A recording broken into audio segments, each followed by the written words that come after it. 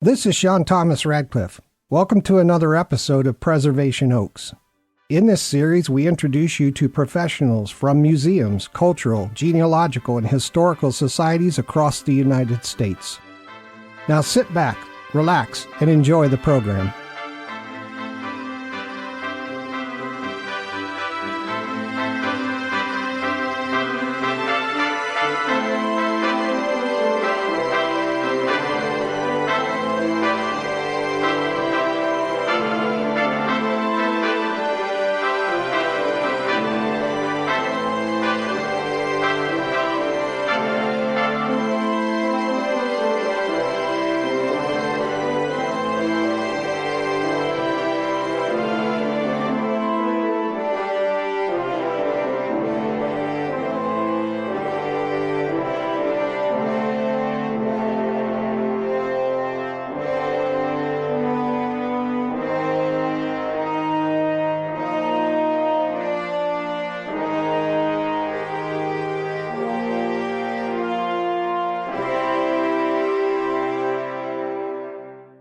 Good day, everyone. Thanks for being here.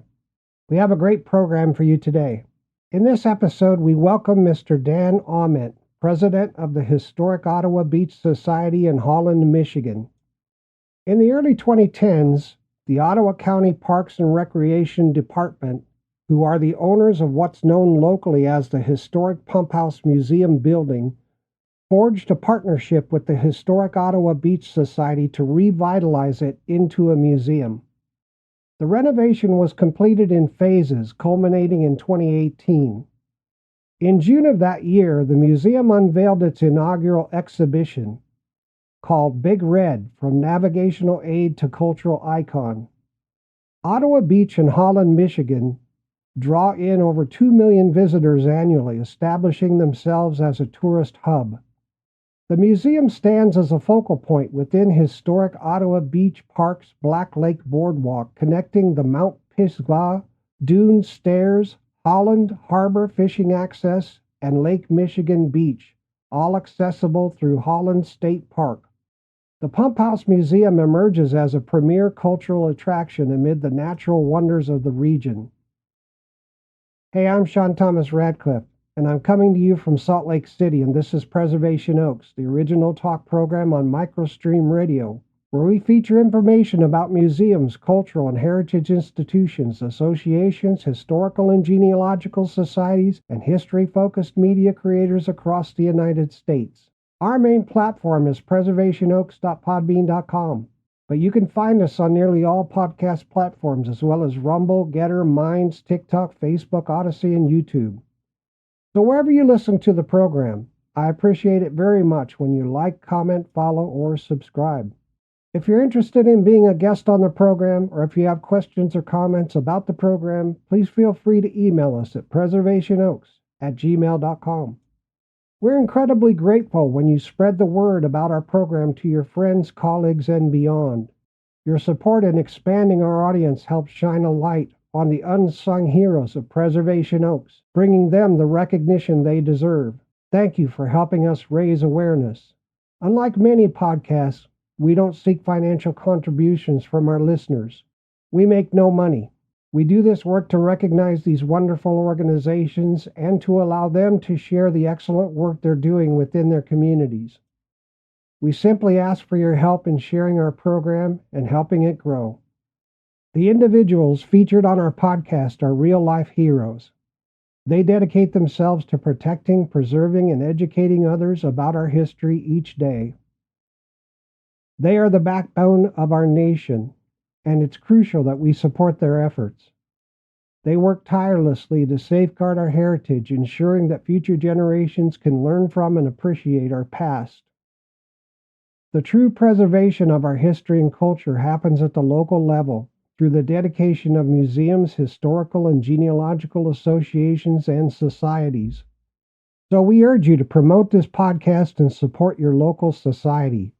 Together we can ensure that our rich heritage is preserved for generations to come. I'd like to thank you very much for your support. On our upcoming episode of Preservation Oaks, we sit down with Ms. Brooke Clement, the director of the Gerald R. Ford Presidential Museum in Grand Rapids, Michigan. Central to the museum is its permanent exhibit, offering visitors a glimpse into the lives of President and Mrs. Ford. This exhibit not only imparts lessons on democratic citizenship, but also provides space for quiet contemplation. Complementing these permanent displays are ever-changing temporary exhibits featuring artifacts sourced from museums nationwide. Opening its doors to the public in September 1981, the Ford Museum is an integral part of the Presidential Library System overseen by the National Archives and Records Administration, a federal agency. While the Ford Museum calls Grand Rapids home, the Ford Library is situated in Ann Arbor, Michigan. Despite this geographical distinction, both entities function as a unified institution under the guidance of a single director. I've really been looking forward to this episode because this library and this museum are absolutely beautiful. And this is going to be a good episode, so stay tuned. All right, that all being said, let's get this show snapping. Let's drink some tea, some Twinings tea. I love Twinings tea. That's good tea. Here's a short biography of our guest. Mr. Dan Aument hails from Grand Rapids, Michigan, born in March 1946. At the tender age of 8, his family acquired a cottage in Ottawa Beach, nestled along the scenic shores of Lake Michigan near Holland. Following his college years, he found himself drafted into the United States Army, serving in the Signal Corps as an information specialist for the United States Southern Command in the Panama Canal Zone. Upon returning to civilian life, he pursued further education, tied the knot, and settled into a harmonious life.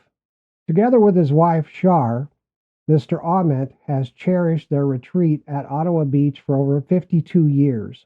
In the late 1980s, spurred by a communal spirit, he became actively involved in the preservation efforts of Ottawa Beach's heritage, spearheading the Ottawa Beach Historic Committee alongside Nancy Gillette. Their endeavors bore fruit when Ottawa County proposed transforming the historic pump house into a museum. Thus, the Historic Ottawa Beach Society, also known as HOBS, was born, with Mr. Aument assuming the presidency after diligent restoration work led by Steve Engers. With a newfound passion for preserving local history, Mr. Aument, along with Ms. Gillette, steered HOBS toward the vision of a museum and learning center within the pump house. Outside his civic duties, Mr. Aument traversed various professional paths, from non-theatrical film distribution to digital document printing, culminating in a career as an interior and exterior painter. Alongside his professional endeavors, his mother's encouragement led him and Shar back to their roots, actively participating in church activities where they've remained steadfast members for nearly 5 decades, contributing their voices to the choir and their efforts to community engagement and maintenance committees. All right. Welcome to the program, Dan. Hey, good to be here, Sean. Dan, what initially drew you to the Historic Ottawa Beach Society? Long time ago, this was in the 1980s, my next door neighbor, our cottage there at Ottawa Beach, began to get me interested in the history of the area. She had old newspaper clippings and would show them to me regularly, and it just sparked an interest within me about the history of the area. Dan, can you share a bit about the history of Ottawa Beach and its significance to the community? The Ottawa Beach neighborhood was created by men who were connected with the railroad, the Chicago and West Michigan Railroad, which purchased about 75 acres of land there between what was then called Black Lake and now is known as Lake Macatawa, between Lake Macatawa and between Lake Michigan. Their plans were to build a hotel on the site, then divide some, not all, of the remaining land into lots for cottages. And the majority of the property, not used by the hotel, was kept as undeveloped parks. And that remained in force from 1886 to the present day. Oh, cool. So it's a unique community. It's a unique setting. When I stand on the front porch of my cottage, which is in the northern part of this residential neighborhood, I stand and I can look out at the wonders of Lake Michigan in front of me and the beautiful big red lighthouse. And I am looking over first private land, then county property, then state land, and ultimately federal land on which the big red sits. So a lot of different jurisdictions in play there in the neighborhood, but it all works together. Wow, fantastic. That's a great story. Thank you. Dan, what role do you see the museum playing in preserving and celebrating the local heritage of Holland, Michigan? That's a tricky question. Holland, Michigan has its own wonderful museum. And in that museum, I guess it's called the Museum of Holland or Holland Museum, is preserved artifacts and stories and documents from the earliest days of the settling of Holland, Michigan to the present day. And they do a great job of telling the stories to be found in and around Holland. I like to think that our museum out on the lakeshore, and we're about 5 miles away from that museum, tries to tell the stories to be found in our part of the area, which would be not Holland City proper, but the next township over, which is Park Township. That's where Ottawa Beach is located. Okay, very cool. Yeah, they're up on the east. They're east of where you are, right? That is correct. Yep. It's like a 5 mile drive to get to the downtown city of Holland. Oh, very cool. Yeah. Thank you for that. And what are some lesser known facts about Ottawa Beach that you think visitors would find interesting? One of the things that makes, in my mind anyway, that makes Ottawa Beach unique is the tight feeling of community. It's a summer neighborhood. There are very few year-round homes in the neighborhood. They're mostly were built as unheated summer cottages. And so when you walk through the neighborhood, people are sitting out on their front porch and they'll say, "Hey, Sean, come on up and have a beer. Let's talk this Preservation Oaks thing over a little bit." And people are just very, very friendly and they look out for one another. So we have activities, small events in the neighborhood, very, very interesting neighborhood, very tight community feeling. We're very proud of that. Oh, very cool. What happens in the wintertime? Do people turn off their water and go? You're exactly right. They do turn off the water. We had to replace our water line this last year. It had deteriorated to the point it was only buried about a foot beneath the soil, and in some places was right on top of the soil. So you're right. We do need to turn off the water, blow out the pipes, put antifreeze in the drains and the toilets. Oh, wow. Turn off the furnace, shut her down for the winter, and then we go back to our homes and wherever they may be and winter over until next summer. Yeah, because lots of snow comes off that lake, right? It does have its precipitation. Yeah. Yeah, wow. Yeah. Amazing. So you have a home somewhere else and you come to Ottawa Beach in the summer. That's correct. Our so-called winter home, where I'm sitting right now, the winter home is in the city of Grand Rapids, Michigan, and it's a pleasant 1 hour drive away from our cottage. So Okay. it's easy to get to. I mean, it's not like you got to pack the car up and we're going to drive for 3 hours to get to the cottage. It's, short hop and you're there. Oh, that's very cool. That's very cool. How interesting. Dan, can you tell us about any upcoming events or initiatives hosted by the Historic Ottawa Beach Society? I was just at an event yesterday, coincidentally, where we were doing planning with the Ottawa Area Intermediate School District to have a summer camp, 2 summer camp sessions simultaneously in the museum in the month of June. When we're only open on weekends, the summer camp would have these young children in there Monday through Thursday, and they'll just be having a camp experience where they learn about the history of the area, relax, maybe they'll do some exercises, they'll take tours around the area, but they'll also be working on what they like to call the driving question. And it will be this year, as it has been in years past, what can the museum do? What can we do as the operators of this museum to make it more kid and family friendly? What can we do to make it that you'd say, boy, I want to go back to that museum. They have this cool thing there, whatever it is, exhibit or display or hands-on interactive, that's so fun. I have to show that to you. That's what they're going to be working on this summer. Oh, very cool. Now, do they stay overnight? They will be in that building from 9 o'clock in the morning until noon, Monday, Tuesday, Wednesday, and Thursday. And at the end of the day on Thursday, then those campers will be making a live presentation about what they have experienced and what they have come up with as the answer to that driving question. Oh, that's very cool. They'll get some of the people in the neighborhood to, I'll invite them down, come and see what the campers have come up with this year. And what's the age range of these children?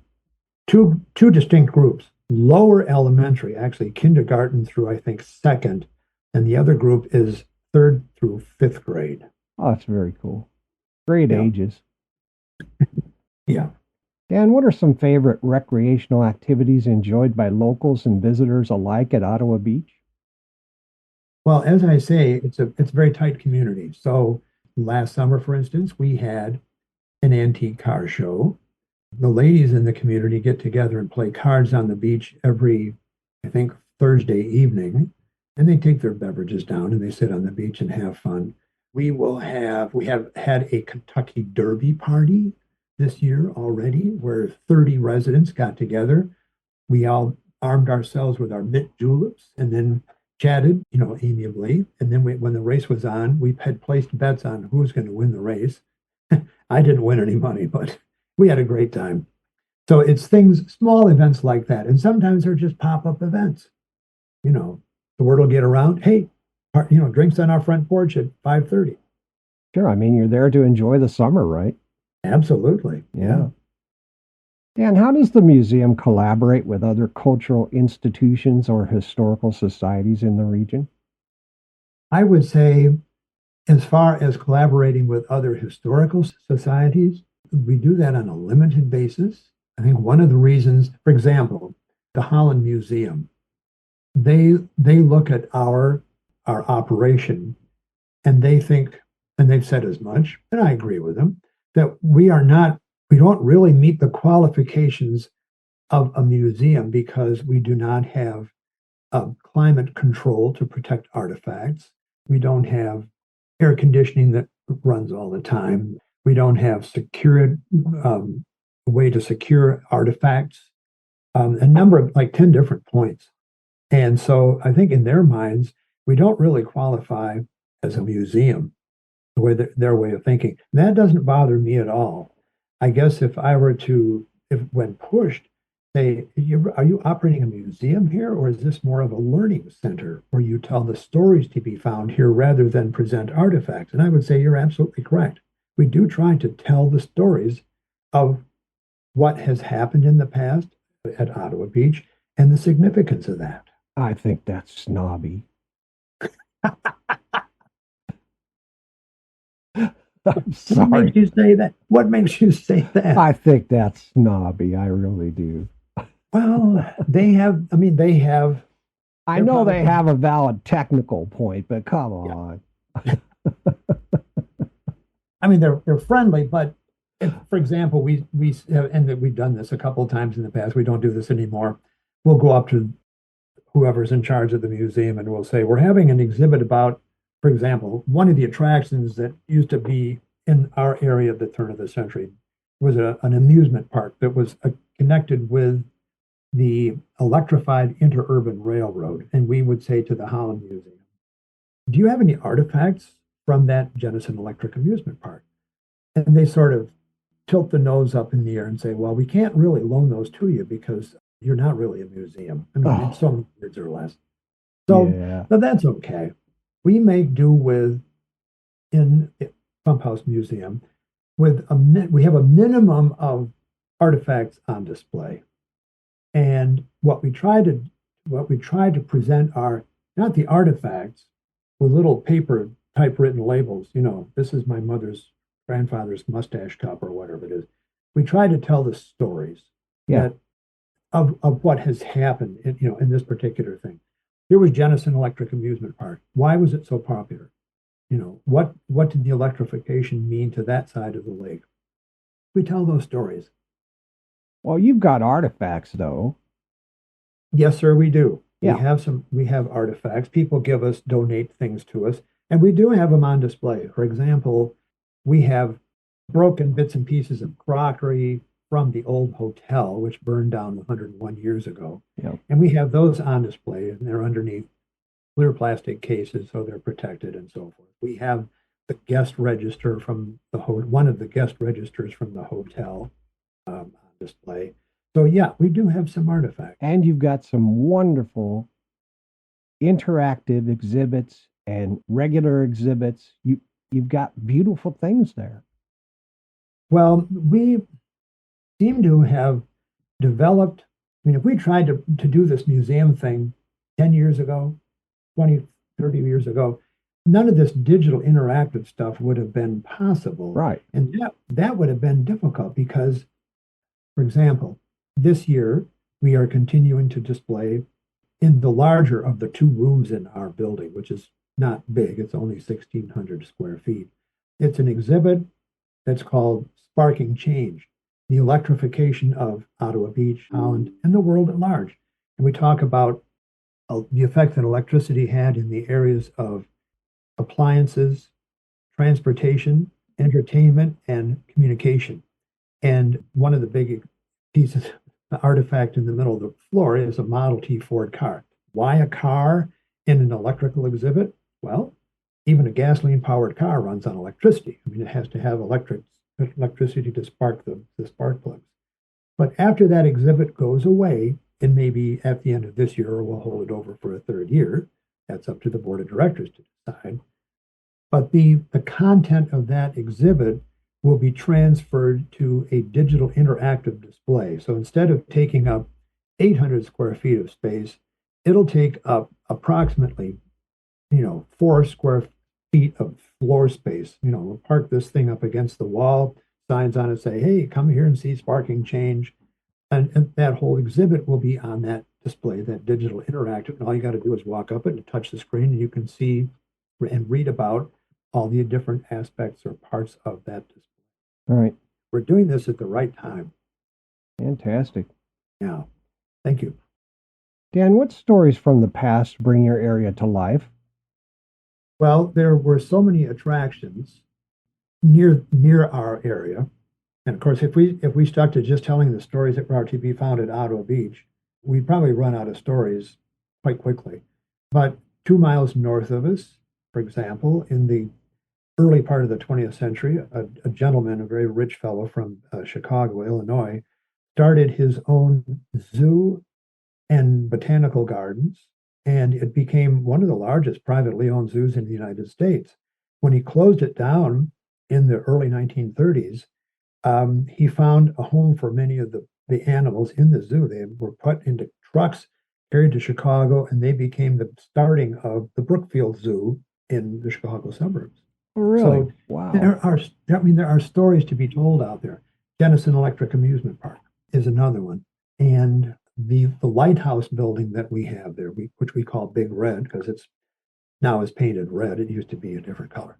But people could just look at it and say, oh, that's nice. On the other hand, we've done a pretty good story at the museum of first mounting a display, and then this summer, till June 1st, a book will be published by our museum exhibit designer, I should say, Valerie Van Heest.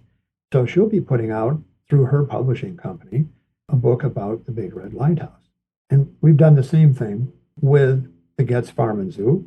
Valerie has written a book about that, and also she's written a book about the Denison Electric Amusement Park. So we're able to expand on the exhibits, but it's an easy step for her because she's done all this research to come up first with the exhibits or displays for the museum. So to put that material to good use, she publishes it as a book. Nice. Very cool. Thank you for that. Yeah. So what's the history of Holland, Michigan? It was formed just before the Civil War when Dutch immigrants from the Netherlands entered the United States and traveling by boat through the Great Lakes, some of them settled in our area, in the town that they came to call Holland, Michigan, because it was rich farmland. These people probably came from a farming background in the Netherlands. And so what they found in the Holland area pleased them very, very much. So they settled there. And to this day, there's a strong Dutch heritage in the area. My wife's background is that she is Dutch, and I'm very thankful for that. So the Dutch play an important part in the story of Holland. Very cool. Now, did they start growing? And I know this is cliche, and you're going to spank me for it, but did they grow bulbs or tulips or any of that? Well, thank you for asking that question, Sean. One of the largest events in the United States that attracts a lot of visitors is Holland, Michigan's Tulip Time celebration. Oh my God. Okay. If it weren't for global warming, which made the tulips peak about 10 days before the beginning of this year's tulip time, and all the flowers fell to the ground. Only about 10% of them are left in bloom. But there are tulip farms around. People take tours of that. It's quite a big draw. Trying to drive to our cottage through all that traffic I have a different take on tulip time, what that means to me. But people come, they spend money, they have a good time. It's well organized. They've been doing it for decades. My vice president used to she used to dance in the parade, I should say. She dressed up in Dutch costume and she was in that event, the Tulip Time Parade. Well, that is fantastic. I didn't know that. That's fantastic. Oh, You can look that up on the internet. If you look for Tulip Time Holland, Michigan, and Google search, you probably will see pictures of that. oh, thank you for that. Yeah, absolutely. Now, what unique challenges or opportunities do you face in safeguarding culture and heritage of Ottawa Beach? Beginning within the last 10 years, people came in, or property buyers or investors came into the area and started buying up homes and cottages, not just in Ottawa Beach, but throughout the lakeshore community, up and down the Lake Michigan waterfront. In the residential neighborhood that's where our education director, Denise, lives, many of the homes in there became vacation rental by owner places. It was a disaster. So they would rent these things for a weekend, for 5 or 6 days. These young kids would get in there, party, drink, drive all over the lawns, and they didn't want to take any bad comments or direction. Hey, you can't park here, you can't park there. Mhm. Very rude. So we've investigated that problem, and it appears that there is a law on the books, short-term rentals, and beginning next year, short-term rentals will be defined as anything less than 28 days. So I just took a call this week through the museum. A lady wanted to bring her family out and was looking for a nice little cottage to rent. I said, well, we're putting into effect this short-term rental law next year, but let's see what we can find for you. Well, of course, she's coming into it too late to find a place for rent this year. But that's one of the challenges is, VRBOs and short-term rentals. Many of us take advantage of those, all around the United States. But in our instance, it just did not work out. So we've put a stop to that. As much as one would wish that people would come to Ottawa Beach and say, oh, I can see what's going on here. This is really a beautiful residential neighborhood. And I don't want to disrupt what's going on here by having, all my bowling buddies come in for a weekend and we'll hire, dancers to dance on the tables and we'll be drinking kegs of beer. Right. You'd think that people would recognize that, but sometimes it just doesn't work out that way. Yep. Anyway. And what are some intriguing, lesser known stories from Ottawa Beach's history that your organization showcases? I guess the question should be, would like to showcase. I mean, there are stories to be found anywhere you live. I never knew that the neighbor across the street from where I live did thus and so. The couple who lived across the street from the Pump House Museum, for example, Herbert designed nuclear submarines. His wife worked for the Whirlpool Corporation, and in the 1950s, she learned how to program Fortran computers. There's stories to be found there. Within sight of my cottage, there were 2 families that lived in a cottage on the lower boardwalk. And in both of those families, the mothers in there were involved in World War II in unique ways. Mary, I'll call her Mary, she was a nurse, and she was in a group of doctors and nurses. She was a nurse, I guess. She landed on Omaha Beach, like D-Day plus one, and she was doing triage on the beach at Normandy in World War II. Oh And you my can goodness. find the book about that on archive.org. A few years later, Jane, I grew up knowing her kids, and I'm still in touch with her son. She volunteered to serve, to be part of the Red Cross group of ladies who would go in behind the troops as they invaded Europe after D-Day and serve coffee and donuts to the troops. So they'd take time out from fighting the war, and they could get like a mile behind the lines. Here's Jane in an almost an armored truck. Hey, soldier, where are you from? How about a cup of coffee? So she kept a record of that, and I'm looking at it on my shelf here, a spiral-bound copies of her letters home to her family that appeared in the newspapers about, news from the front from our own Jane. So unique stories are to be found out there. Another guy on the lower boardwalk, he had two sons. He was a doctor. Bill was his name, the father, and one of his sons was killed in the Iraq War. And as was the habit of the President of the United States, he would greet the families of soldiers who had been killed in armed conflict. And he would say, "Is there anything that I can do for you?" And Bill looked President George Bush in the eye and said, "Yes, sir, I want to volunteer for the military." And President Bush looked him up and down. And he turned to Karl Rove, who was standing behind him, and he said, "Get this gentleman's name." And they put Bill into service. I think he served in the Navy as an officer, and he treated wounded men for about a year overseas. Wow. It's the way he served his country. So these are some of the stories that are down, to be found at Ottawa Beach. And they probably are similar to stories found everywhere, but if you don't dig, you're not going to learn about it. Yep. Yep. That's wonderful. That's what I like about that neighborhood, that we take the time to learn where each of us is doing, what our interests are. There's some amazing people out there if you just talk to people. Yeah, if you just talk to people, absolutely. So what's the roots of your society? What's the Hobbs story? Gee, that's a good question, Sean. Hobbs started out as an organization called the Ottawa Beach Historic Committee, and that was created in the late 1980s when the state of Michigan and also the county of Ottawa were struggling to take control of these undeveloped park areas in our neighborhood. And the winner of that contest, or arm wrestling contest about who's going to control it, was the county of Ottawa. So they said to the neighborhood association, the West Michigan Park Association, they said, "Okay, we'll take over these lands. We will preserve them. We will not build anything on them." So they had long discussions, came to an agreement about what the county would do for the residents and what rights the county had as a result of that. And that changed Ottawa Beach, as it turns out, for the better, because they have done a wonderful job of maintaining the neighborhood and also making it available to the general public.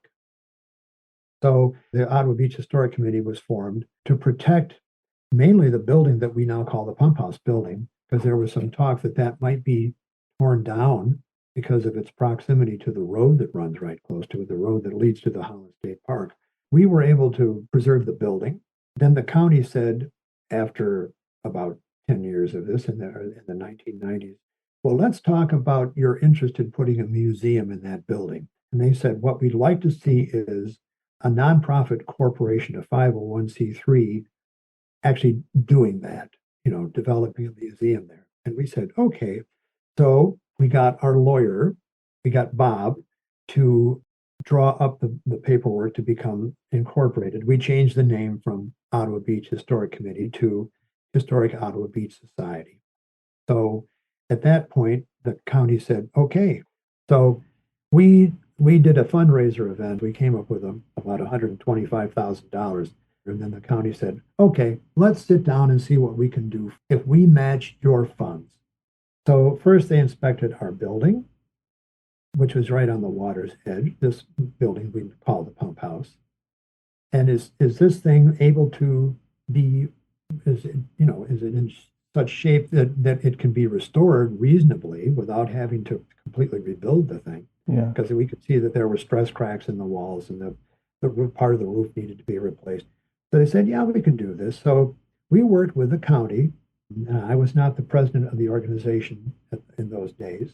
A gentleman named Steve was doing that. So they put on a restroom addition. That's wonderful. They gave us an occupancy permit. And from that time on, we started to have exhibits and we became a museum. Within a year or two after that, we put in the first exhibit. And that, I think, was about Big Red. Wow, fantastic. Wow. What a history. Nice. I was just going to say, I think your 2024 season is starting about the time that this episode releases on June 3rd. That's right. Yeah, the museum will open to the public weekends only in June.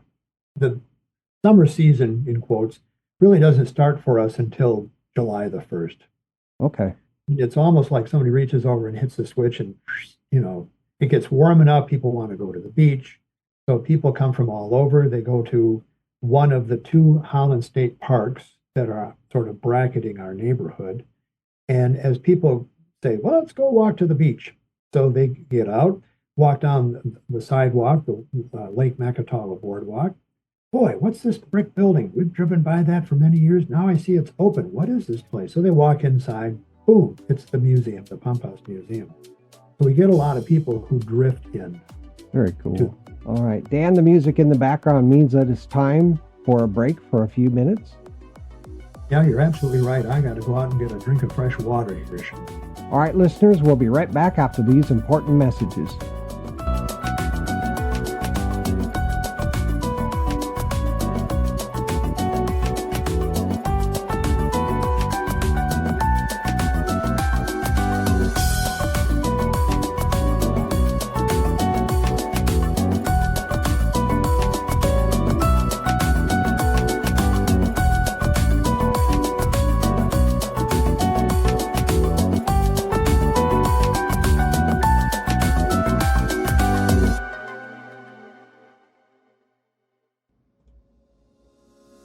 Attention, community champions.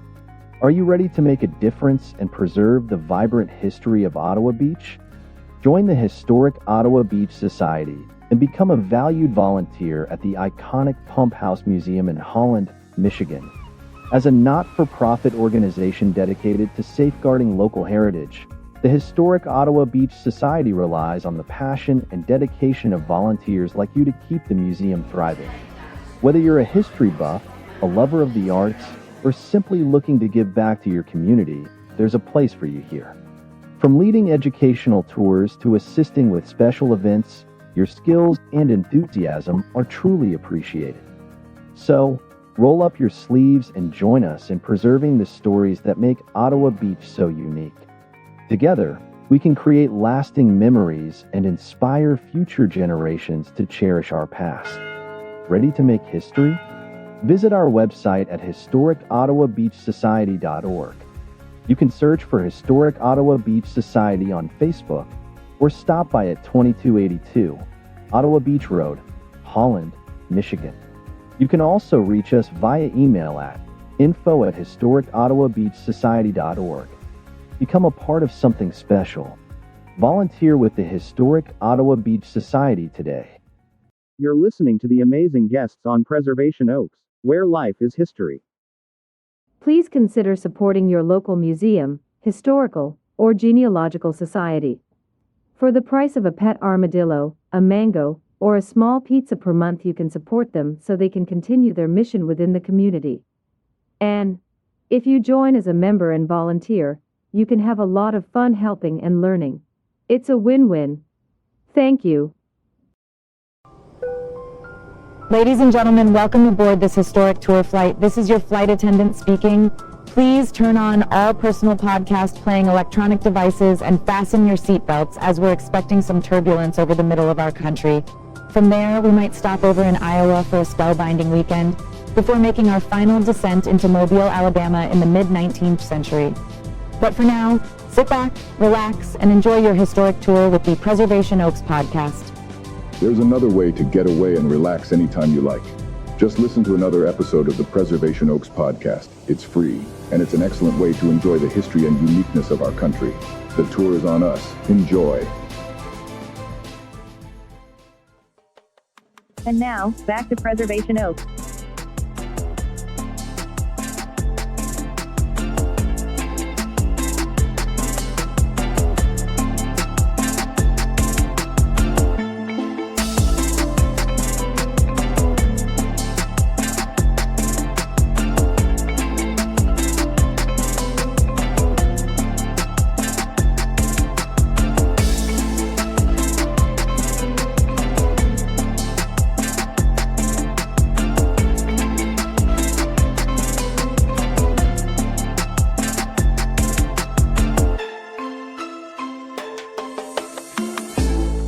Welcome back to Preservation Oaks. I'm your host, Sean Radcliff, and we are here today with Mr. Dan Aument from the Historic Ottawa Beach Society in Holland, Michigan.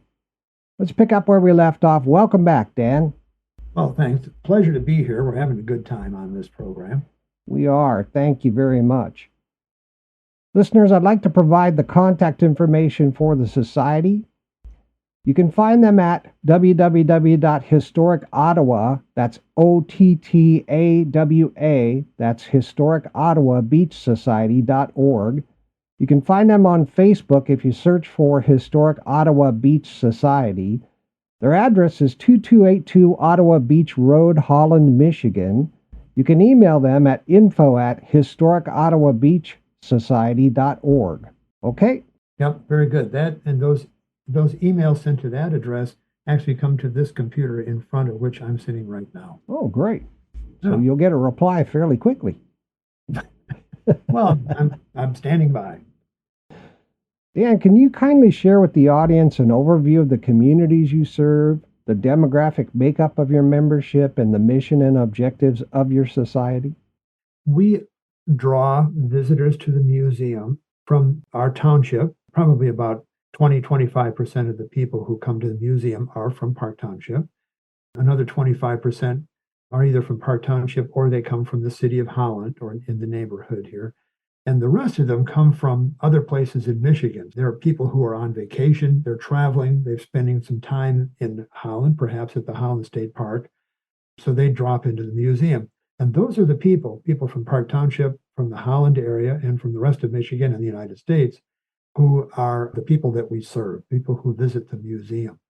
The demographic of our membership is probably more restricted to people who live or summer in our area, in our neighborhood, or in Park Township.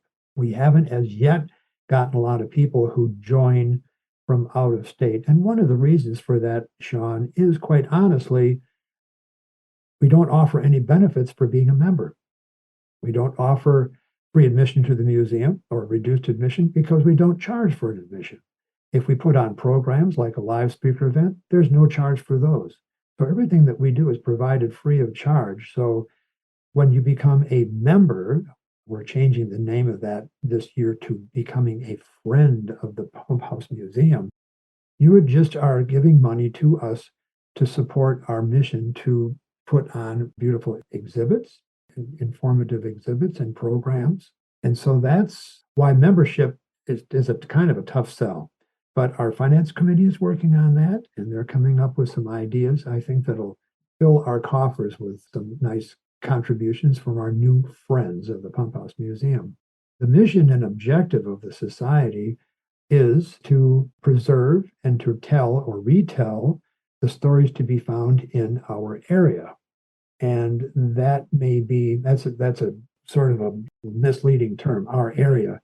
One of the speaking programs or speaker programs that we will have this summer will be talking about traveling by railroad in the early part of the 20th century, when if you wanted to take a vacation or travel, you could take the family car or you could jump on a train and travel throughout the United States, especially wanted to travel to the northern part of Michigan where there are a lot of resort communities.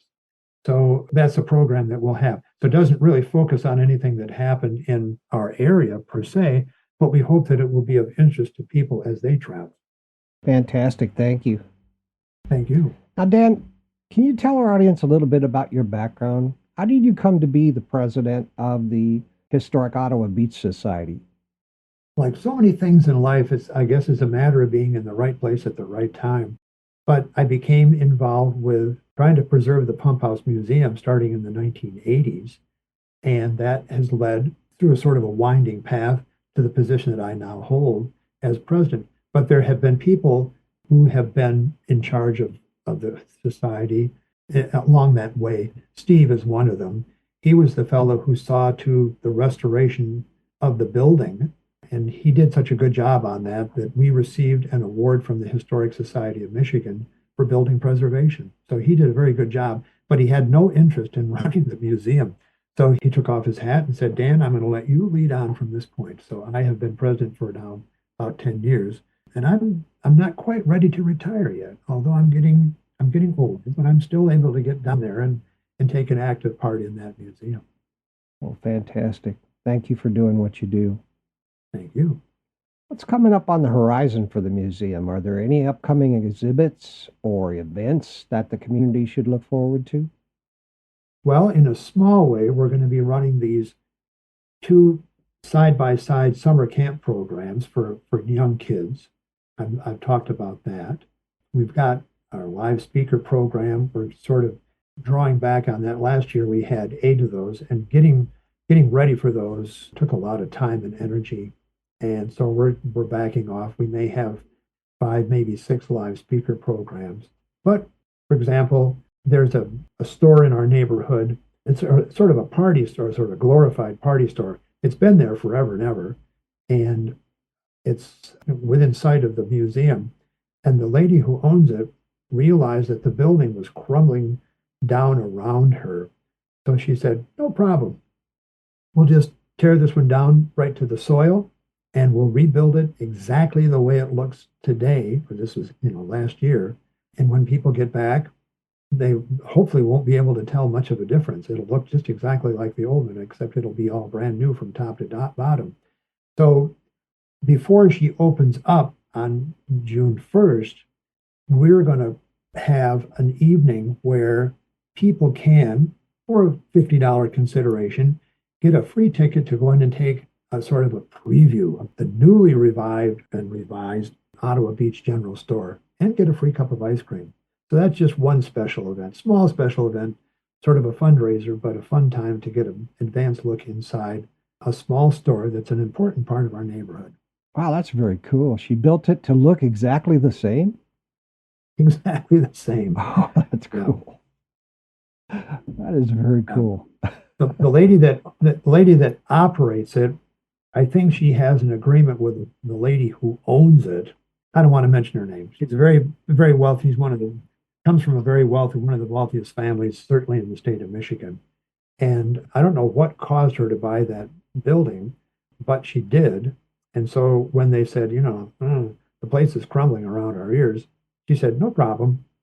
She said to her manager, you see to, drawing up plans that's going to make it look exactly the way it is today, but it's all going to be brand new. So over the fall and winter and now into the spring, we've watched very closely as it takes shape, and it's going to look exactly like the old place. So that's an event, this sort of sneak preview for a $50 fee and free cup of ice cream from the Ottawa Beach General Store. That's one of the events we'll have this summer. Okay, and what a wonderful thing to do. And have you seen it? Yeah, it's looking very, very finished. Oh, cool. Yeah. And it looks the same. It looks the same. The parking area has changed a little bit. I mean, again, it was built right up close to the road. From the white line on the edge of the road to the front door, I mean, there's only about 30 feet in there. So there's very little parking for the trucks that come in and bring supplies for this place. Wow. So, but we all understand that, hey, they're restocking the general store, now we got to just sort of drive around the trucks carefully. but it's on a very small plot of land. But that's the way Ottawa Beach is. It was plotted out as, it was a railroad destination. That's This very was cool that they did that. before there were automobiles. Anyway, now it's different. It'll last another 100 years. Well, we hope. I won't be around to see it, but yeah, may it be here forever. Oh, that's great. Now, can you tell us a couple of funny or interesting stories from your museum's history? One of the things that I've been working on this year is that back in the days when we were the Ottawa Beach Historic Committee, we got it into our heads, our small group, that we would have created one of these signs where you stick your head through a hole, and on the other side of it, it looks like you're an historic character, maybe a cowboy or, picking strawberries or picking blueberries or dancing in a Clompin parade during tulip time or something. So we did that. We hired a sign painter artist to come up with 2 sheets of plywood, which when we screw them together, they're about 6 feet tall and maybe 8 feet wide, that depicts a couple of turn of the 20th century people basking by the big red lighthouse. So you can see the big red lighthouse in the background. And if you stick your head through the holes in the thing, you can stick your arms and your head through there, and people on the other side will take pictures of it. And you look like you're, gay 90s people at the lighthouse. So we found this thing. We'd stored them outside, and they had deteriorated. So over the last month, I've been touching them up, cleaning them up, and I painted the backside gray just to protect it, and then retouched the painting on the front side with some acrylic paints that I borrowed from my old paint by numbers kits. And so they look pretty good. So I put a finish coat of clear coat on that, and we're working with the county again. We've got a plan to put a deck area, maybe 6 feet square, off the side of the Lake Macatawa boardwalk, right at the water's edge. So people will be able to step onto this deck and stick their head through and have their friends take pictures of them. Oh, that's great. That's, again, is one of the projects we're working on with the county. Oh, that's great. What are some of the most memorable moments or experiences visitors have shared after visiting the museum? We call it a temporary exhibit. That's going to be in the northern of the 2 rooms that we have in the building. It's called the Sparking Change, and this is about the electrification of Ottawa Beach and Holland and the world at large. So we've got the Model T Ford is sitting in there. So there the car sits. So our museum exhibit designer, Valerie, looked at that and said, what can we do with this car? So the gentleman who has loaned us this vehicle, Carl, I went into his beautiful storage facility where he has, like 100 of his antique cars on display. And, Model T Fords, Model A Fords, you name it, more recent sports cars and so forth. And Valerie said to Carl, how do you start a Model T? He said, well, that's kind of a complicated process. So she shot a video of him while he sat in the driver's seat, and he said, first you have to turn on the ignition, then you have to advance the spark, then you have to turn on the gas, then you put your foot on the accelerator, and then you take the thing out of gear. She said, oh, there's an opportunity there. So what she came up with was yet another digital interactive. And if you stand in front of this thing and you can touch the right buttons in the right order, and the screen will tell you that, you'll actually, in quotes, start a Model T Ford, not the one that's sitting right there, but you'll hear the sound through this digital interactive display. You'll hear the sound of a Model T Ford starting. So hopefully this summer, Valerie will get out with another Model T Ford and drive down a country road and shoot a video through the front windshield, so it looks like you're actually driving the Model T Ford down the road. Oh, that's cool. You'll hear the engine running. So we've had people come in and say, I've been to the Ford Motor Company Greenfield Village Museum, which is on the other side of the state from us. It's down near Detroit. And it's a wonderful collection. They've got Edison's workshop down there. They've got Model T Ford cars that you can drive around in. But she said, they don't have an exhibit like this. And I've heard several people make that comment. We've been to Greenfield Village. They have these wonderful Model Ts on display. You can ride around in them, but you can't see how to start one of them. This is unique. So every once in a while, people will see something in that museum, hopefully quite a lot, that they'll say, this is a unique place. They've really done their homework here. Fantastic. Now, you've mentioned that you have a display of Big Red and you have a Model T and you have digital interactive displays. What other kinds of exhibits are on display at the museum? Well, good question, Sean. Last year, 2023, that was the 100th anniversary of the destruction of the big Hotel Ottawa by fire. So we thought, what can we do? Well, we had various displays and exhibits around, but we weren't telling the story. So our exhibit designer, Valerie, said, okay, we'll do two things. A, we have a problem because we don't have any room inside the museum to store some small artifacts.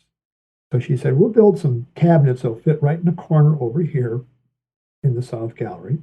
And on top of those cabinets, we can put up some artifacts about the Hotel Ottawa.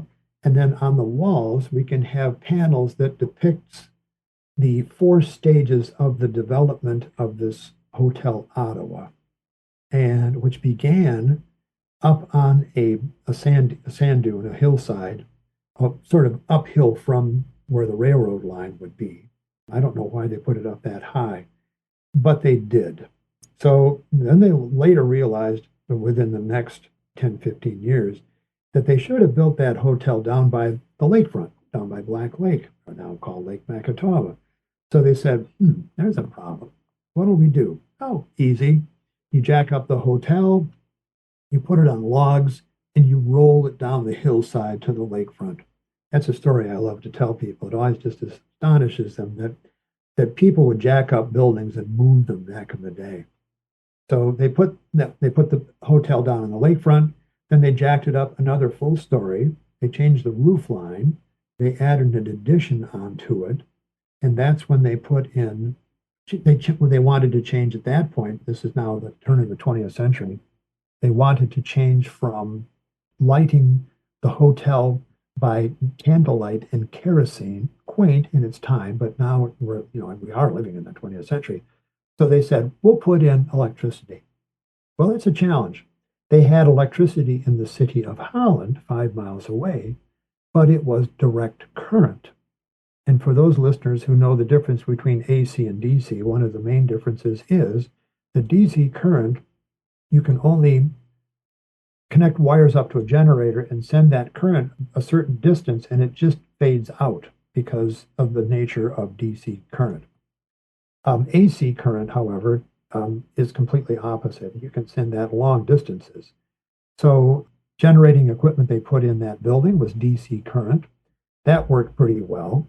But then along about in the middle of the 19 teens, electricity, again, I think now it was AC, was brought down from one of the towns up north, brought down to our part of the world. And so that pump house, or the electric generating building that they had built in 1900, that was converted to be a pump house for pumping water to the cottages and also to the hotel. Well, that worked out until the hotel burned down in 1923. But that building continued to be used as a water pumping building up until the 1980s. Then we were connected to Holland Township's water supply. Thank goodness for that. So then the building lay idle, and that's when we moved in and we said, well, now let's put a museum in that building. That's the way the museum got started, I guess. I hope that answers your question there, Sean. I was completely in awe. I saw a YouTube video on the fact that they moved the hotel back in the day, and I just could not fathom the fact that they took this. And I mean, this is a huge hotel. Huge. Oh, well, and that's nothing. The gentleman who owned the Hotel Ottawa at that time was a gentleman named James Pantland. Mr. Pantland was a hotelier, and he, in addition to owning the Ottawa Beach Hotel at that period of time, also owned 2 hotels in the city of Grand Rapids. One of them was named after himself, the Hotel Pantland. Well, they changed the streets around in the city of Grand Rapids. It was right by the river and so forth. They raised the level of the streets about 5 feet. Well, then all of a sudden, Mr. Pantland's hotel, the Pantland Hotel, was below street level. Oh. So he got several hundred railroad jacks, put them underneath this hotel. And this was a huge, I mean, this is like, and it was made out of brick. I mean, the Hotel Ottawa was made out of wood, it was a light lift. But he got all these jacks underneath there, and he got a team of, hundreds of guys. He said, okay, here's the program. When I blow this whistle here, I want you all to take your jack and give it a half turn. So tweet, blow the whistle, creak. They raise that one half turn raises the building up like 1/16 of an inch. Everything okay? Okay, tweet goes the whistle. So another half turn.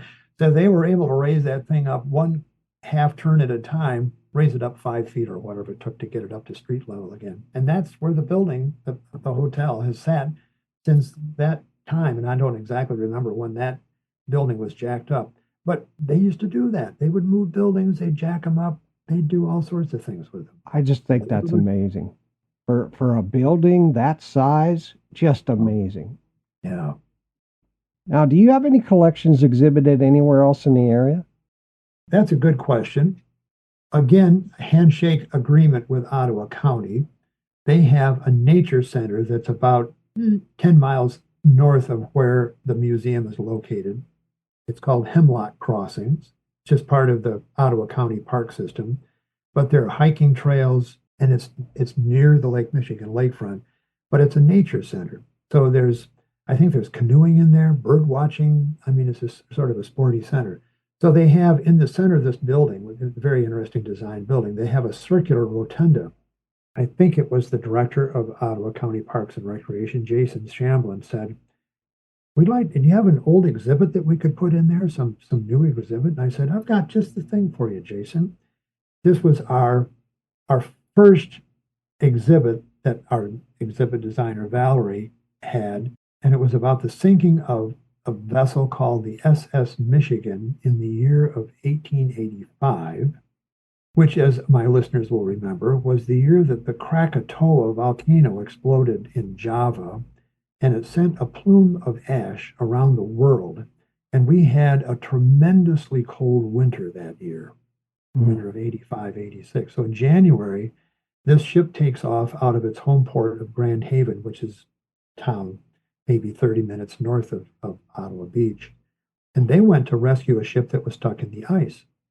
And they themselves got caught in the ice about 15 miles offshore. And they all survived. That was such an interesting story that Valerie, our exhibit designer, wrote a book for youth, which she illustrated with photo illustrations, some of which were taken on a steamship called the SS Keewatin, which was parked down at a port south of Ottawa Beach, and has been moved back to Canada up in Lake Huron. But she shot some of these pictures to look like the SS Michigan in the middle of winter. So she published this book. Well, it was a pretty short hop for her to turn that into some panels for display in the museum, our pump house museum. So we had that on display for a year or so, until we came up with our first exhibit, which I think was the Big Red exhibit. So those panels were stored away. So I made those available to Jason Shamblin for use at his Hemlock Crossing Nature Center Rotunda. And that's been on display up there now for probably about 4 years. And I don't think they're any interest in having them go away anytime soon. Well, that's great. Now, Dan, if your museum were to catch fire, what things would you grab on your way out? I wish I could say I'd grab that Model T Ford and start the engine and drive it out the front door, but I don't think that's going to happen, knowing how hard it was to get it in there in the first place. But we do have one of the artifacts that we have on display as part of the Hotel Ottawa exhibit is the only guest register that we have from that hotel. And it was, I don't know why it was saved, but some bright person started using it as a scrapbook of all things. Oh. So some of the pages have been covered over with cartoons, maps, newspaper clippings, I don't know what. But there still is enough information in there so you can get an idea of the kinds of people who came to that hotel. Mr. Joe Jones and Lady Friend. That's one of the entries in that. register. No, don't ask too many questions here, Dan. So that would be one of the things that I would grab if the place caught on fire. That's a good answer. Now, what kind of funding model supports the society? What are your funding goals this next year? That's a real good question. And again, I say that the museum is maybe unique in that we do not have any entrance fee. There's no fee to get in the building. It's free and, no charge whatsoever. Any events that we put on in the museum, like the live speaker programs, there's no charge for those. So if someone becomes a member, he or she doesn't really get any benefit. I mean, we don't give them a discount on entrance fee because there are none. We don't give them a discount on coming to live speaker programs because those are free. That's why we're changing the description of what constitutes someone who becomes a donor. They're no longer a member of the Historic Ottawa Beach Society. They become friends of the Pump House Museum or friends of the Historic Ottawa Beach Society. So we've got this year for the first time, we've got a very capable financial committee at work on that and other issues to try and raise the money. We're trying to sort of restock our financial coffers because of the expense incurred when we put together the new exhibits that are in there now. So hopefully we'll be ready maybe at the end of this year where we can say, okay, now we'll think about what exhibit we might want to put in there next to replace this sparking change electrification of Ottawa Beach exhibit. Now, do you operate mainly on donations? We do, mainly on donations. Occasionally we will write a grant and submit them. We had high hopes for a grant from an organization that we had gotten grants from before, and they were not able to give us as much this year, but that was okay. We will return to them again in the future when we know what specifically we want to spend money on, and it may be updating some of these digital displays by putting in additional information. Okay, fantastic. You get any money from the county? Not directly, but because they are, in effect, our landlords, we have a lease on that building, the Pump House building, which is good through the summer of the year 2043. Ooh, cool. And we do not pay a dime to rent that building for all that time. So as landlords, they have really stepped up to the plate. And when I say that, what I mean is they've taken a more active role in maintaining the building. For example, this year they're going to be replacing some deteriorated portion of the floor that's near the entryway because when it rains and snows, then water gets in the building and it gets onto that wooden floor. So the door was designed quite poorly and it doesn't keep the water out. So they're going to be working on repairing that. They have improved, they put in infrared sensors on the door to get a count. They'll be putting a digital door lock. I hope it's better than the one they put in the restroom. Digital door lock. So they're becoming more and more interested in supporting the museum in that way. So that keeps the costs down. Also, we only have one paid employee, and that is our docent for the summer. And she is the daughter of Valerie, our exhibit designer, very sharp young lady. And she's got abilities and talents that she can bring to play. She knows how to do spreadsheets. She can run Sign Up Genius. She's got a number of different things that she can do that are going to be very, very, very helpful to the operation of the museum this summer. And she's eager to do it. So rather than sitting there like a bump on a log, she'll be up and at him and welcome to the museum when you walk in through the front door. Here's what we've got on display, and my name is Taya, and if you've got any questions, I'll be right over here, and please feel free to ask me. So we're looking forward to this summer. Oh, that's great. I'm sorry to interrupt, Dan, but it's time for us to take a break for a few minutes. Wow, time seems to fly on this program. No kidding. All right, listeners, we'll be right back after we take a short break.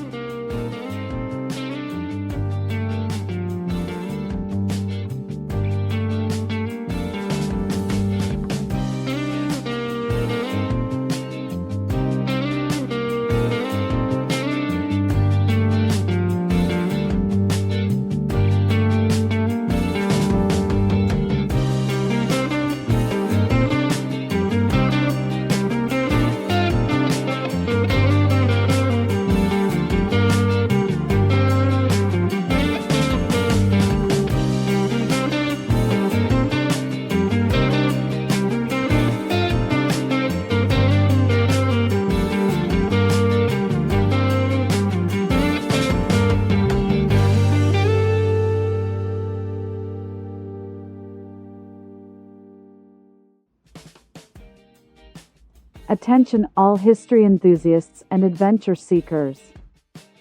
Are you ready to embark on a journey through time and uncover the rich heritage of Ottawa Beach? Look no further than the Pump House Museum, proudly presented by the Historic Ottawa Beach Society in Holland, Michigan. Nestled along the picturesque shores of Lake Michigan, the Pump House Museum invites you to explore its captivating exhibits and discover the fascinating stories of our past. From the iconic Big Red exhibition to engaging events that celebrate our local history, there's something for everyone to enjoy. Whether you're a seasoned historian or simply curious about the treasures hidden within our community, the Pump House Museum promises an unforgettable experience for visitors of all ages. Plus, with Ottawa Beach and Ottawa State Park just a stone's throw away, why not make a day of it? Plan your visit today and dive into the wonders of Ottawa Beach at the Pump House Museum. For more information, visit the website at historicottawabeachsociety.org. Find them on Facebook by searching for Historic Ottawa Beach Society, or stop by at 2282 Ottawa Beach Road, Holland, Michigan. You can also reach out via email at info@historicottawabeachsociety.org. Join them as they celebrate their incredible past and embrace the adventures that lie ahead. We'll see you at the Pump House Museum. This is Tyson Weiner, President and CEO of the Evergreen Aviation and Space Museum, and you're listening to Preservation Oaks. This is Catherine Seiner, the Executive Director of the Oswego Heritage Council, and I love listening to Sean Thomas Radcliff on Microstream Radio. This is Dave McFarland, Director of the Montgomery County, Iowa Historical Society, and I love listening to Preservation Oaks on Microstream Radio. This is Alex Stolksdorf, the President of the Ford Genealogy Club, and you're listening to Preservation Oaks. Why, this is preposterous. When it's not duck season, I listen to the Preservation Oaks podcast all the bloomin' time. I love this podcast. Love the guests. Love the history. Love it. Yes, sir. You need to follow, subscribe, and well, whatever you need to do to keep listening. I don't know who you are. I don't know exactly what you want. If you are looking for cheap thrills, I can tell you we don't do that. What we do have are a very particular set of historical knowledge. Knowledge that has been acquired over many very long careers by very, very smart guests. History that makes this podcast a wonder for people like you. If you listen and follow this podcast now, that'll be the end of it. You will succeed. The knowledge will make you happy and wise. But if you don't, it will haunt you. It will needle you until you listen and follow, and we may enlighten you.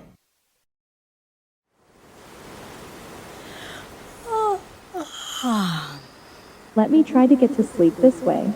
Not really all that tired yet.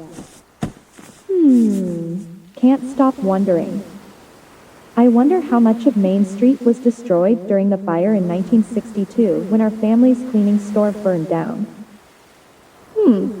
I wonder if Mom and Dad know anything about how our town got its name. I'll ask Mom tomorrow. Maybe a weekend trip to the Historical Society with the kids. Might be a good chance for them to volunteer. I think I'll paint the bedroom a grayish blue. That'll be nice and soothing. It's more of a 19th century color, like I saw at the museum. I sure would like to know more about Cedar Falls, Iowa. I'm pretty sure I saw an episode on preservationoaks.podbean.com about that. The ocean sounds are supposed to make you sleep, but you don't feel sleepy, you're wide awake with curiosity. Indulge your curiosity by listening to the Preservation Oaks podcast. It's gonna be all right. You'll get what you want. More Preservation Oaks instead of ocean sounds. This is Sean Thomas Radcliff. Welcome to another episode of Preservation Oaks. In this series, we introduce you to professionals from museums, cultural, genealogical, and historical societies across the United States. Now sit back, relax, and enjoy the program. All right. That's much better.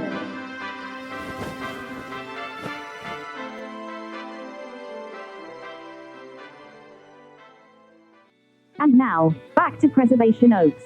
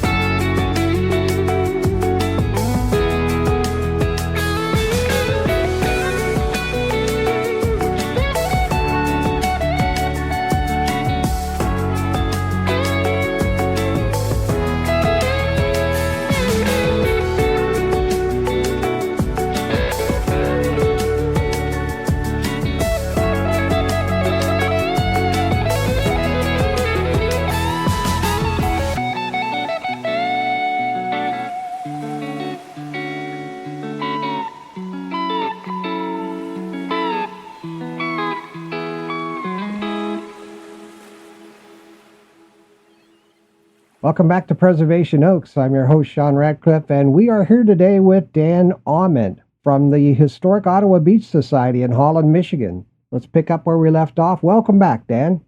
Well, it's good to be here again. Thank you, sir. Dan, what type of fundraising activities or opportunities does the Society offer? One of our big events in the summer, and I don't know how this got to be such a hot ticket item, but one of the houses in the neighborhood is owned by a gentleman, and he and his partner used to be caterers in their working lives. Well, one of the guys died, and so Roger is left. And Roger uses his catering skills late in the summer, and he has a party out in front of his cottage, which overlooks Lake Michigan. It's got a beautiful view. The cottage itself is delightful. It was featured in Good Housekeeping magazine, I think, in the late 1930s. Back then, it was owned by Mr. Hollis Baker, who owned Baker Furniture Company, which used to be a furniture manufacturer. And he used that cottage as a showroom for his furniture. So a lot of his things are still inside. It's a beautiful home. So when we go out there, we have live music. You know, we have a guitarist and singing soft, sweet tunes and so forth. People sit around and chit chat. You know, we have a fully stocked bar. But it's just an event that people really look forward to. And that's one of the events. And so those tickets are probably $150 a couple. So that's one of our fundraising events where you can become, again, a friend of the Historic Ottawa Beach Society. Nice. As far as fundraising activities and events or opportunities, short of sending out mailers and saying, you know, we invite you to become a friend of the Historic Ottawa Beach Society, that event and a few others are basically it. Okay, cool. And what are your friend levels if someone wants to join the society? We have raised the rates this year. It used to be $25 to become an individual member. Now that is up to $40. Okay. And the family fee used to be $40 for an entire family. I believe that has been raised to $70. But the exact amounts will be available on our website, which, as you mentioned, is historicottawabeachsociety.org. Okay, fantastic. Fantastic. And I hope everybody listening becomes a member and supports the society.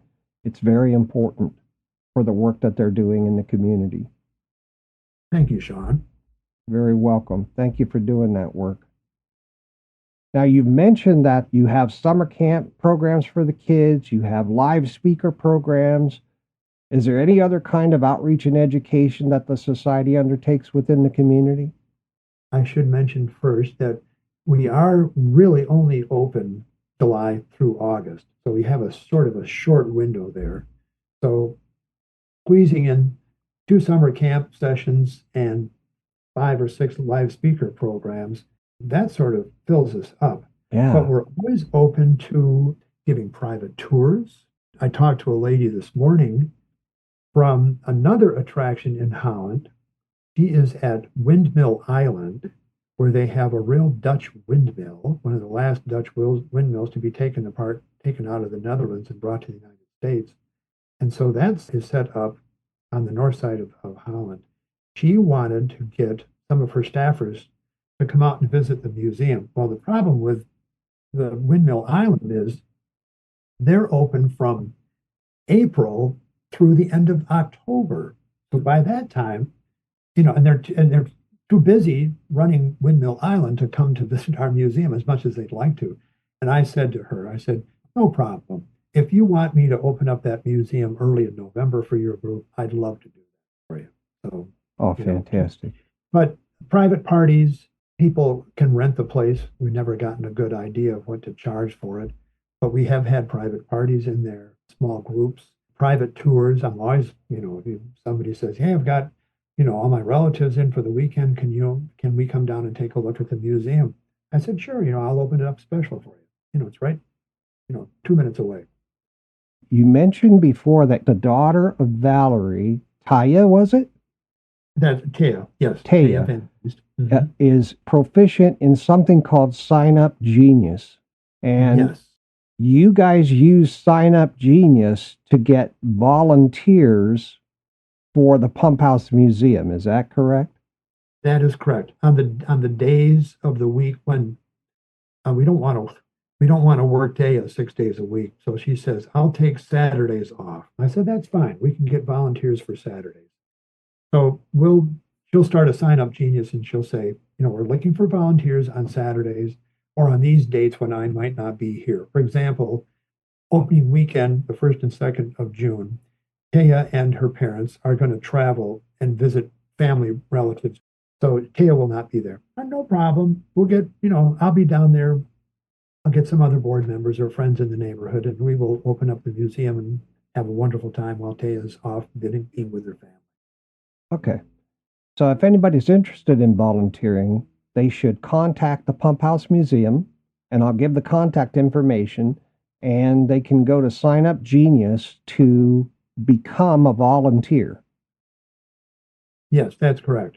Okay. Typically, a volunteer, like a first-time volunteer in there, an experienced member of the board who has done, who's done docent duty at the museum would be with that person to say, here's what we expect of you. Greet people when they come in, give a short explanation of what is on display. If they have questions, they can ask me, or we can call Dan if he's around, and have a good time in the museum. So yeah, Sign Up Genius, and that link would be on our website again. Okay, got it. And let me give the contact information for the website. It's www.historicottawabeachsociety.org. You can also find their Facebook page if you search for Historic Ottawa Beach Society on Facebook. Their address is 2282 Ottawa Beach Road, Holland, Michigan, if you just want to go down to the Pump House Museum. And you can email them at info@historicottawabeachsociety.org. They're open June, July, and August. 6 days a week, July and August. Yeah. In the month of June, we are open only on Saturdays and Sundays. Okay. And then you mentioned that you have the summer camp programs for kids, and then you have the live speaker programs, 5 or 6 of those. You're very busy during the time you're open. You've also mentioned that you have the Ottawa Beach General Store Tour coming up, and you have a dinner event that's coming up. You've got a lot going on.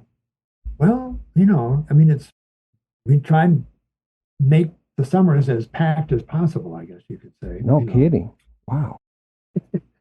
Now, so I want to ask you, what kind of things are available to do on your society's website? They can read about the history of Ottawa Beach on that website. They can go shopping for items that are in our gift shop in the museum.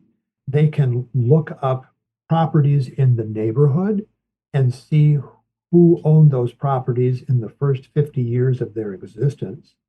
That information was necessary for us to become on the National Register of Historic Places. So there are other things on that website. The challenge, of course, on any website, not just on our website, is keeping things up to date. And so we have a gentleman who he owns the servers that host our website and also the website for the Neighborhood Association, West Michigan Park Association.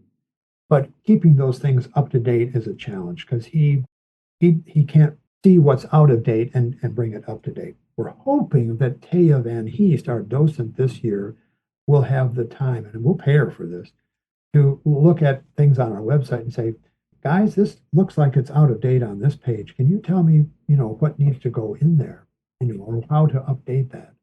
So we'll have that thing up to date this summer. That's great. Hopefully we'll have it up to date this summer. So those are the challenges.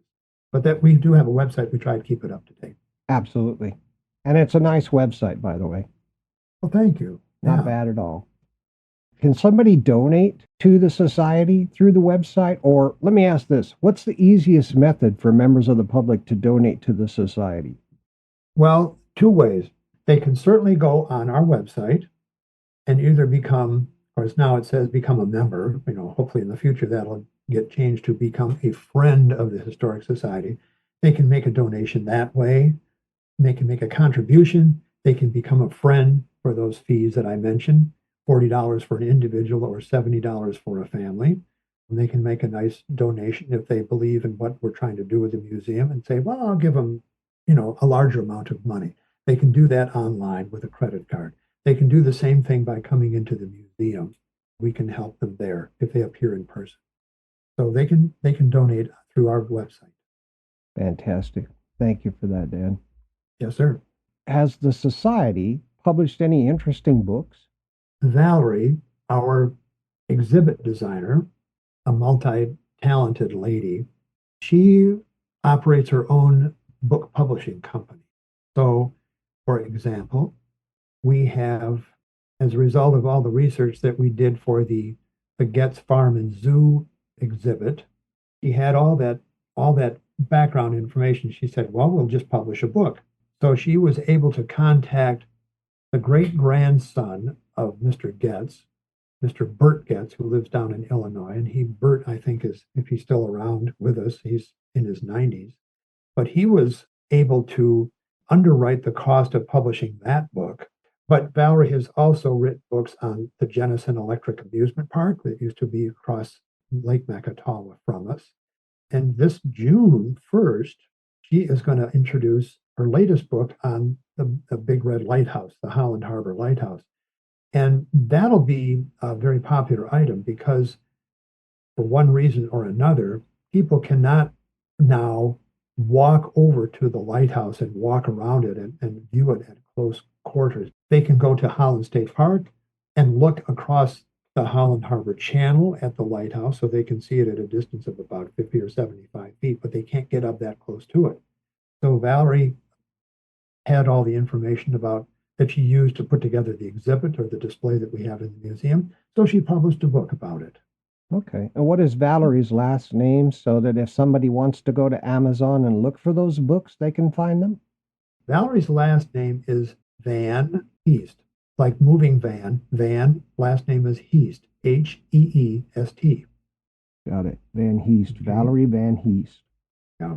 Okay, cool. And you can find her on YouTube as well. And that's the video that I saw on the Ottawa Hotel. And she has other videos on there about historical things in Holland, Michigan. What are your thoughts about how best to keep history and community support flourishing for the current generation? I wish there was an easy way for us to get the word out to other teachers in the area that the museum is there to help students who want to learn about the history of the area and to see how they can take part in researching whatever stories they want to learn about of the history of their area. We did that this year with Wakazoo School. I was approached by a teacher named Julie, and she teaches at a school that is probably 2 or 3 miles away from the museum. And it's in a neighborhood called Wakazoo, which is an Indian name. There was a tribe of Wakazoo Indians at one time who lived in the area. So this school where she teaches advanced learner students, they thought they would research the history of their school since they were having their 150th anniversary, thank you very much. So they have done that over the winter, and they will be putting a display on at their school, but we'll also be having them come to the museum and make a live presentation. So we're constantly not necessarily reaching out to, but receptive to working with other teachers in the area who want their students to have some kind of an experience about our museum, learning what the museum does, so they can be inspired to go on and create things on their own. And that's what Julie's kids did. They started their efforts last fall by coming to the museum and just seeing how we worked. And boy, they came prepared. I mean, they came in with clipboards. They had questions they wanted to ask me, and they looked around. It was very, very productive. That was a very good time. I'm looking forward to seeing what they've come up with. That's got to be so gratifying. That's fantastic.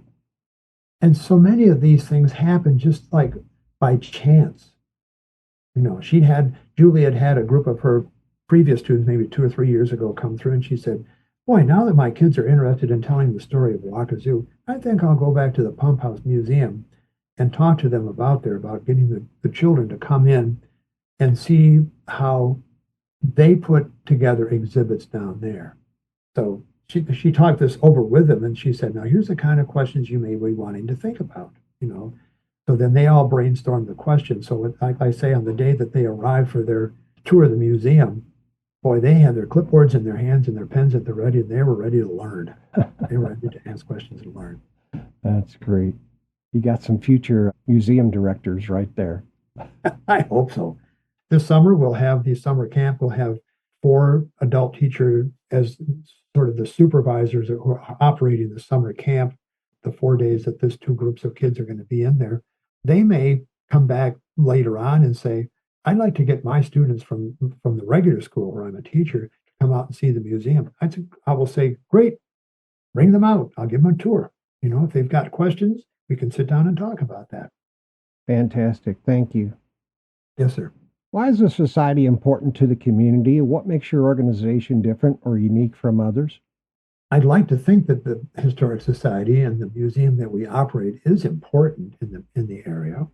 One of the things that is happening in Park Township, that is this non-incorporated area where the museum is located, is that the leadership of the township is looking at ways to improve the resident experience in the neighborhood, recognizing that Ottawa Beach Road is sort of the main street of this unincorporated area, and that we at the museum is on that main street. So I have participated in some think tank sessions about they have to rebuild their community center because it was struck by lightning a couple of years ago and was destroyed. So what do they want to offer? What does the township want to offer? And they probably are taking a good look at what we are doing at the museum, making it available to different groups. So that's going to be kind of interesting. But that's sort of how, things are working out in that neighborhood, in that community, in Park Township. Things are changing for the better, I hope, and we're going to be part of that for the future. Absolutely, you are. Future's bright for you. I have it in my mind. You're doing the right things. Thank you, Sean. Dan, what do you think the world will look like in 100 years? I'd like to think that, as you do, that artificial intelligence will play an important part in that.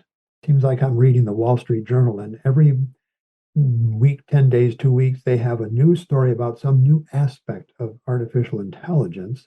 I'd like to think that that will be helpful to society as a whole. I'd also like to think that people will continue to take an interest in preserving the history that they have of their own families and preserving that. Where would I be? Where would the museum be? Where would researchers be if they didn't have collections of documents that had been saved by people who lived 50, 75, 100 years ago, and had those documents and ended up in the public library, so you could go down and say, boy, I never knew this about that person. Otherwise, at the end of that person's life, all that paperwork gets tossed in the trash. Who's going to want to read this old stuff? That's a valuable part of our history. So hopefully that can be used to educate inform and inspire people in the future by what has happened in our own age. That's what I hope the future looks like, that we'll be able to continue to learn from history. Thank you, Dan, very much. Appreciate your comments. You're welcome. Is there any other information or any message you'd like the community or members to know about? Why, I would say keep reading, keep studying, keep your mind open. If you've got questions about anything these days, you can go online and find answers. Again, it gets back to artificial intelligence. I guess you need to know how to phrase your questions when you're on one of those artificial intelligence sites. Depends on the kind of the accuracy of the response that you get. But keep your mind open. Keep searching. Don't just sit in front of staring at your cell phone, looking and playing games or something or other. Keep stimulating. Keep challenging yourself. That's what I try to do every day. Very good thought. Dan, I want to thank you for spending time with us today. I've learned a lot, had a great time. I'm really glad to meet you and learn more about Holland, Michigan and the Historic Ottawa Beach Society. It's been awesome learning from you how dedicated and innovative the people of the 1880s and early 20th century were, and their ability to do things that we couldn't replicate today using the same techniques they were using. Really amazing. Thank you. Well, this has been an experience for me being on your show, and I appreciate your enthusiasm about what we at the museum are trying to do. And with that, we'll end our time with our guest, Dan Aument. Listeners, please stay tuned for my comments and wrap-up, which is coming up next.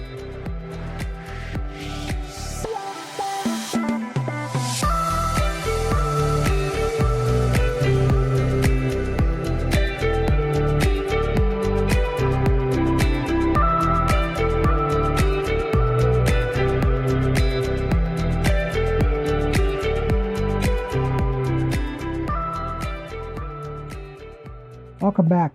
As we wrap up this episode, I'd like to extend my deepest gratitude to our esteemed guest, President Dan Aument of the Historic Ocean Beach Society and the Historic Pump House Museum in Holland, Michigan. Dan's wealth of experience, unwavering dedication, and profound commitment to the community make him an exceptional steward of both the society and the museum. It's been an absolute honor to have him share his insights and stories with us today. The Historic Ocean Beach Society Museum is a treasure trove that narrates the rich history of Park Township, highlighting the unique events and developments that have shaped Ottawa Beach into the remarkable place it is today. One of the standout features of Ottawa Beach is its tight-knit community, which comes together for a variety of engaging events. The Historic Pump House Museum itself is open every summer during June, July, and August. In June, visitors can explore the museum on weekends, while in July and August the museum opens its doors 6 days a week. This summer season promises to be exceptionally busy and exciting with 2 summer camp programs for children taking place in June from Monday through Thursday. Additionally, the museum will host several live speaker programs with up to 6 scheduled, offering valuable insights and knowledge to attendees.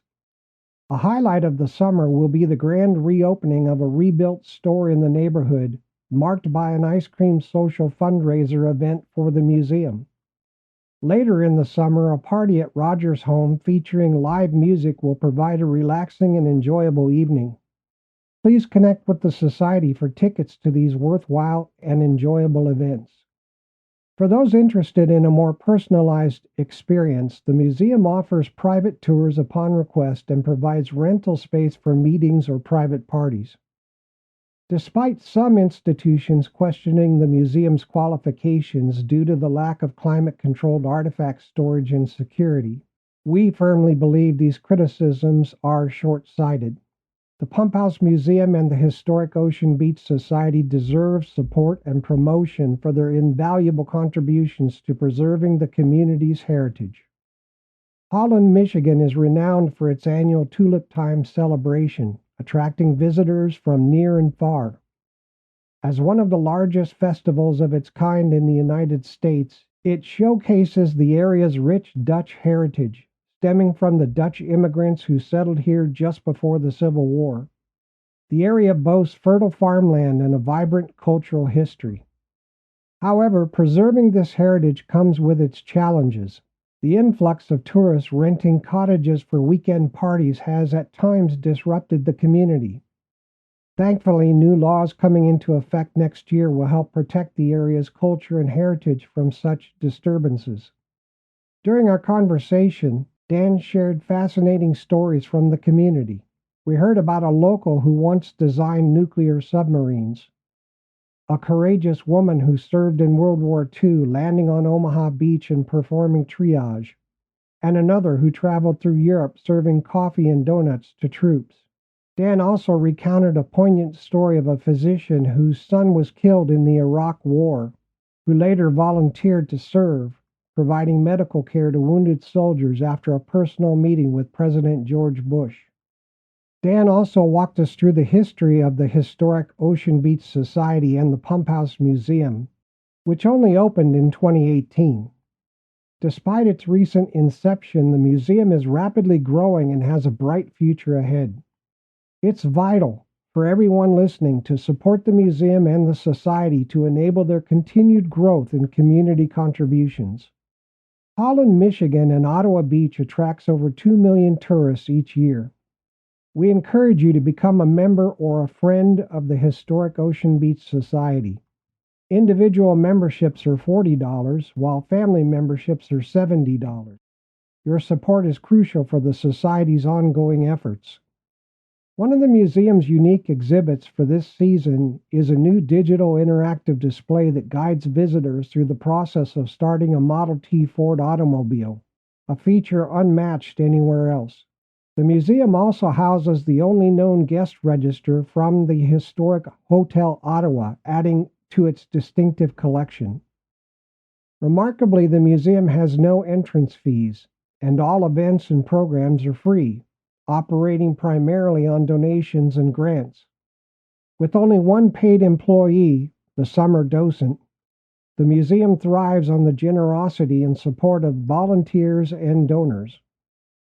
If you're interested in volunteering this summer, please visit signupgenius.com.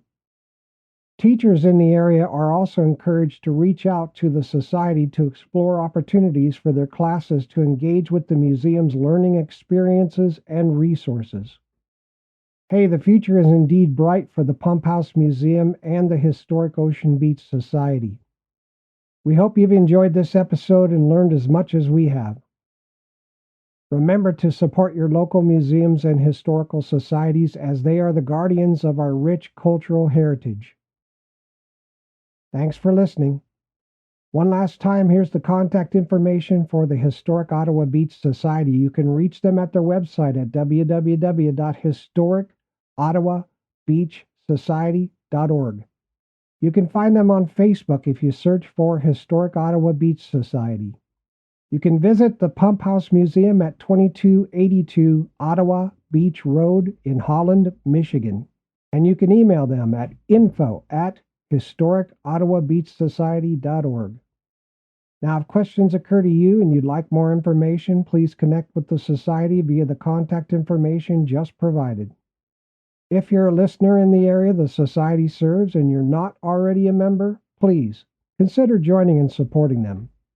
I hope this information helps the audience understand how valuable the Society is to the community and what kinds of excellent services they have to offer to their members and the public. The Pump House Museum and the Historic Ocean Beach Society is truly one of our preservation oaks. All right, that's a wrap for this episode.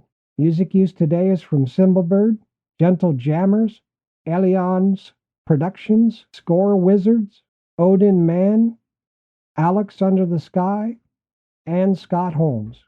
Microstream Radio is a registered trademark. You can visit us at www.microstreamradio.com.